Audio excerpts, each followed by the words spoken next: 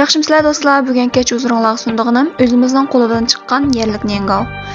Go'rishni amal bor, bir oqshom sug'chilab qo'yamiz. Anandan keyin go'sht parchalash mashinasida ravorus ezib qiyam tayyor qilib olgandan keyin qozonga qo'yib, sus o'tda to'xtamasdan aralashtirib xamiraletga ekilib olamiz.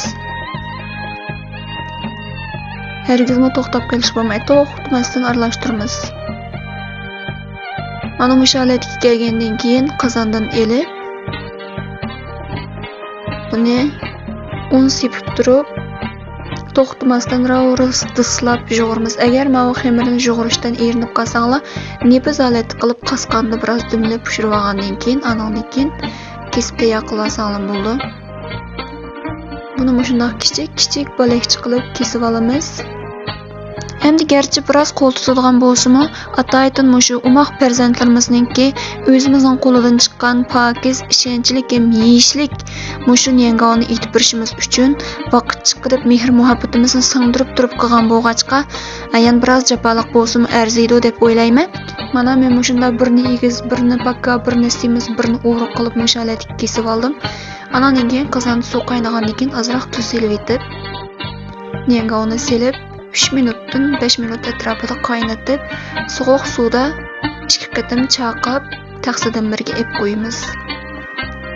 To'g'rab qo'ygan to'g'ri go'shtimizni selib, qizargandan keyin so'ng piyoz, samsoqlarni selib qovurib olamiz. Anandan keyin tutqisini solamiz. Chansiyani selib azroq tuz selib etishni unutib qolmaymiz. Tuzni oz miqdorda solamiz. Endi biz mana shu kichik quloq basayiga amroq, shunga men davomli nengov qo'rsam-mu yoki chomifon qo'rsam-mu, shu Shanxay chingni jiqroq selib qo'rayman. Muvofiq miqdorda suv qo'shib olamiz.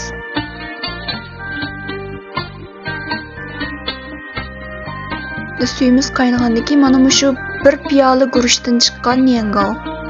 Mana ravorus bir taqsi chiqdi. Men shuningki tengidan sal azroqini soldim, qog'ini xaltadan bir o'rab pinshani tegiga sepib qo'ydim.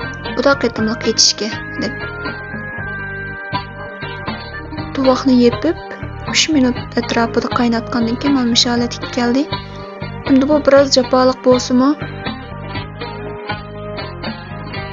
o'zimizning qo'lidan chiqqan bo'lgandan keyin ishonchlik deb o'yladim. Agar bolalarimiz uchun deb qolsanglar, oilada erinmay